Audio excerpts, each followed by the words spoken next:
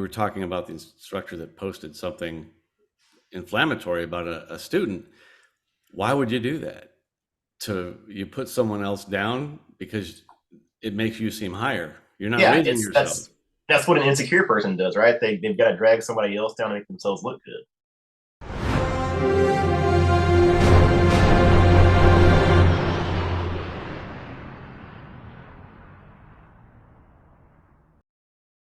You said something poignantly that we're ambassadors of our industry and gatekeepers as instructors. And I think that a lot of instructors who can be like that and don't take it seriously don't realize how dangerous what we're doing really is. One thing that really got me thinking seriously about that was losing my brother-in-law in an ag flying accident about 5 years ago. And you obviously that type of flying presents a whole different set of hazards compared to instructional flying. But the statistics are clear that what we do in instructional flying is also pretty hazardous, when it comes down to it. So I think we do ourselves a disservice and we do our students a disservice if we're not upfront about that. And so I'm upfront about it to a fault, to the point that, what I ask my instructors to teach for our first ground lesson is risk mitigation. And, Yeah. Try to take that clinical word away from it as much as possible and put a human face on it. Yeah. Because that's I don't know how. And I was 2021 also a few years ago, but how do you get a 20-year-old to understand their own mortality and teach based on that? That's another challenge. That's not a 2023 thing. That's a question for the ages, right? So It really is. And I think until if you lost somebody that you know in an aviation accident, that's a wake up call. And you realize that's a little close to home. yeah, When someone you hold in a really high regard crashes in an airplane and dies, you think, oh, wow, that's scary because my gosh, if it can happen to them, it can certainly happen to me. And, I don't regard myself as good as them, and yet it happened to them. So I think yeah. that's one thing that almost sadly happens before someone really respects how dangerous this is. The other thing is that when we start teaching someone to fly, what's the first thing we do? We start convincing them that statistically, aviation is the safest means of transportation. Well, Which, yeah, it depending on what kind of aviation you're talking about is complete baloney in some cases. yeah, exactly. Part 91, So is um, I mean, flying an airplane with pilot A is not as safe as flying an airplane with pilot B because A and B aren't equal. So every pilot is not equal. So you can't say aviation in itself is safe because it's as safe as the pilot. right. It's as safe as the pilot makes it. There are constantly things out there that can get you. And it's looking for those things that can get you on a constant basis that keeps them from getting you. And I think a lot of pilots and instructors don't relay that to their students, that um, if you don't take care of this or nip it in the bud, it's going to get you. So, So, I mean, I think one thing we're talking about is what makes that so uncomfortable. Is it just the fact that in a lot of cases we're dealing with 2021-year-olds and they haven't really come to terms with their own mortality yet? Is it because it's such an uncomfortable topic? Is it because we're maybe afraid we might scare the student off and lose business and thus lose hours? Is it all of the above? I think it's probably a little bit of all of the above. I think it is all of the above. What kind of got us talking about this was an accident that was um, an airplane flew into a thunderstorm. Mm-hmm. And it happens more often than we think, and more than we like. It shouldn't happen. I've flown I don't know how many hours around thunderstorms. I've never gone into one. I'm very, very conservative about that, as are you. You live in an area where it's Yeah, prone to thunderstorms. Why haven't you flown into one? So because there's I argument. refuse to.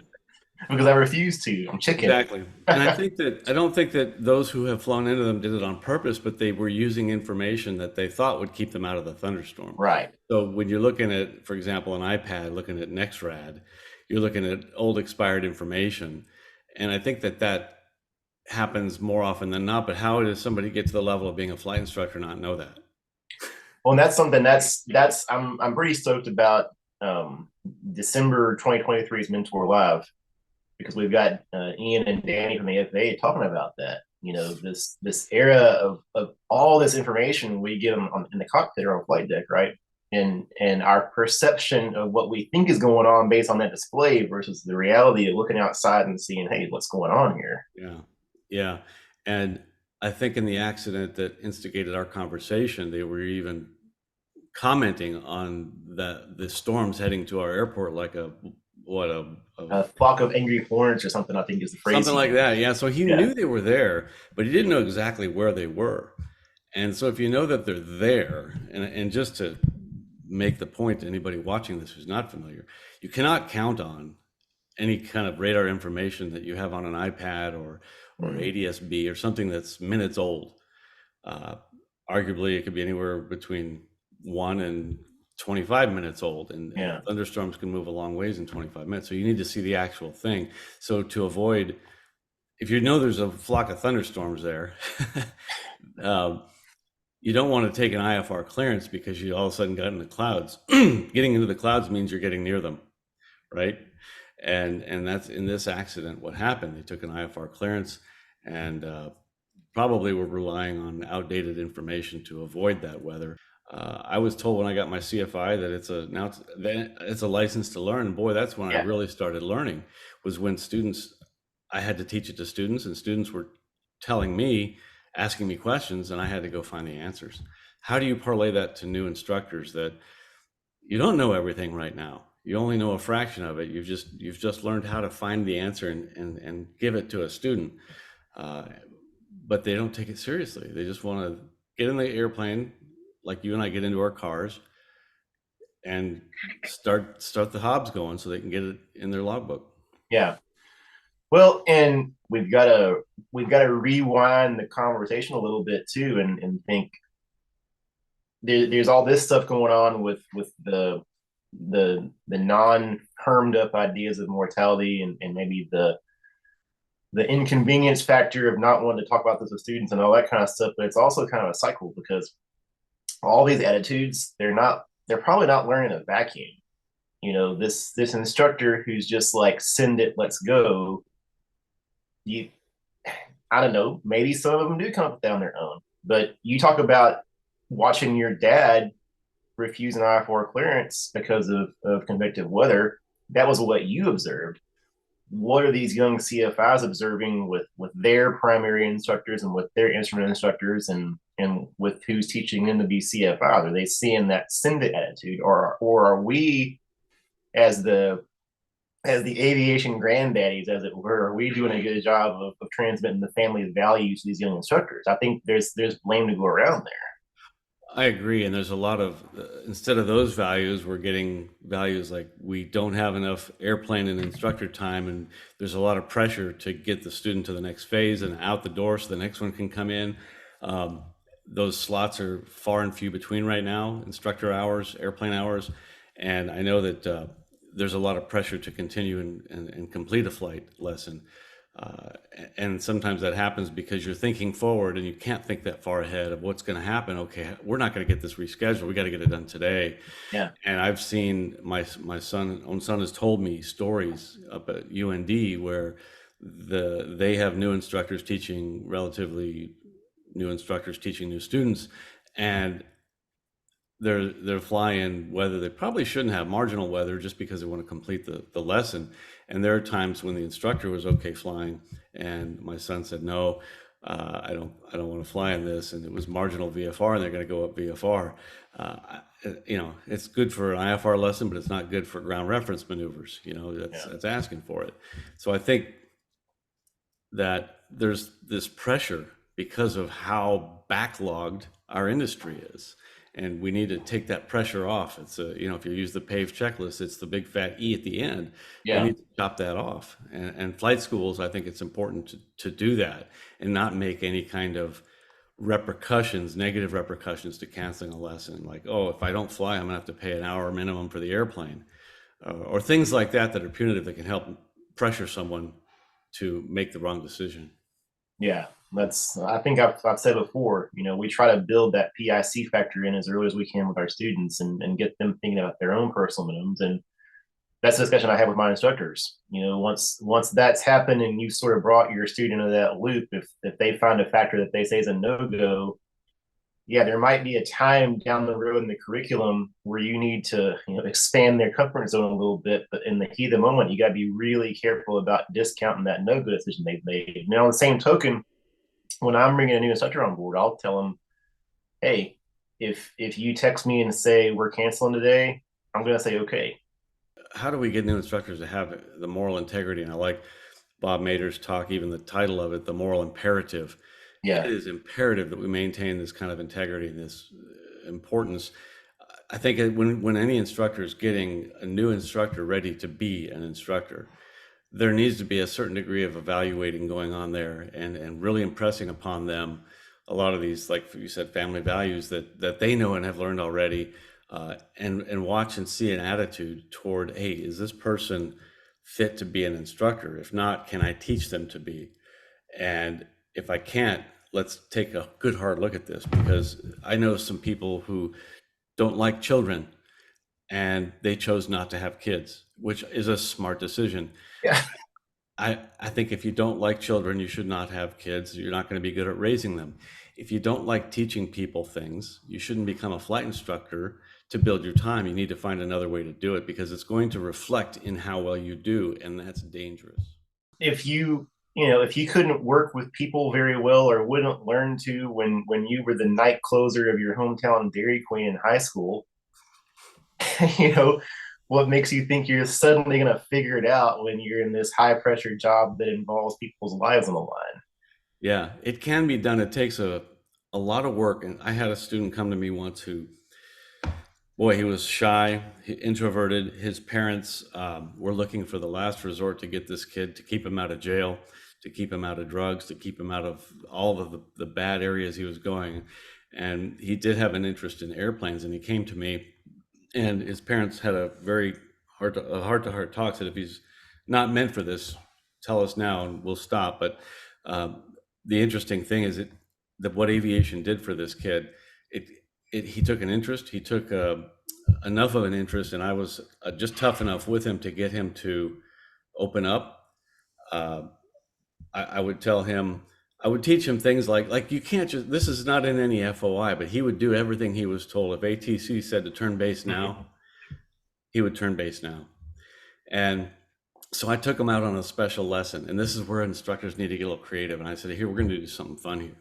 We're going to do some takeoffs and landings at this tower. And I want you to continue downwind, and we're going to extend our downwind a little bit, because you're going to fly it. I mean, you're going to do what I tell you, and don't worry, you won't get in trouble. It'll be me. So they said, all right, you're number two, clear to land behind this. And we said, Roger, number two, clear to land behind this. And I said, don't turn. I want you to extend your downwind really, really far, because I want you to do that. And ATC came back and said, the tower says, yeah, you can start your base turn now. And I said, just say Roger. So he says 1, 2, 3, Roger, but keep flying straight. And then the ATC came back and they said, all right, start your turn, start your base turn now. I said, tell them unable. Just say unable. Cessna 1, 2, 3, unable. And while, yes, this is being a little bit of a rebellious pilot, we weren't doing it to upset ATC or to prove a point to ATC. What I was trying to get him to do is realize he is in charge of that airplane, not ATC. And ATC came back and said, how long are you going to fly downwind? And I said, ask him if you can fly a 5-mile downwind. And he's like, really? I'm like, yeah, really? You want to fly 5 miles? Tell him. He said 5 miles. And they said, okay, Roger, yep. Cleared as requested. And then they started clearing other aircraft. And he's like, wow, I didn't know you could do that. Mm-hmm. Yeah, you're flying the airplane. You're the boss. You do whatever you want. Now, I'm not advocating you disobey ATC. You know, it's an FAR that we do follow instructions. But if you don't like the instruction, Yeah. then do what you need to do. And so this kid realized that he loved the empowerment that I just gave him in that. And he didn't take advantage of it, but he used it to his benefit to be a safer pilot, because he wouldn't do something that he didn't think was right. But that's not something that you have time to do or make time to do when you're in box checking mode, right?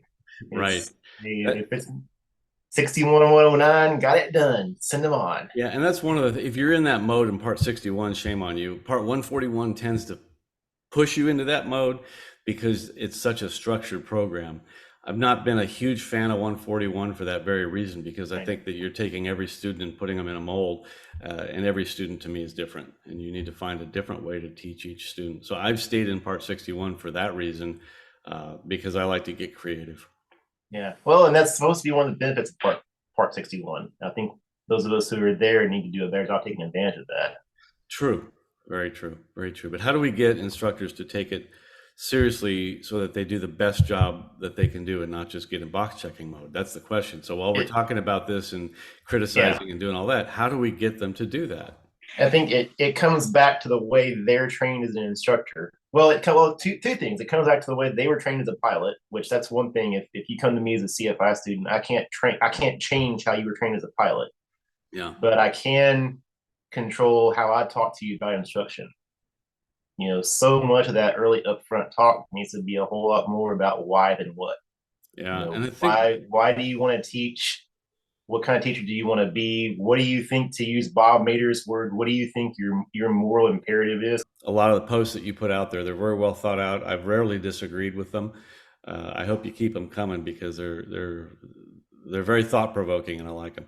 So keep it up. Well, I think there needs to be more of that. That's something that I wish I could remember who it was, but somebody who commented when Josh Flowers posted his video last week. I think it was somebody who commented on his Instagram where he shared the link. They said that there needs to be more conservative, and I don't mean politically conservative, risk wise pilots and instructors speaking up, and I think that's the truth.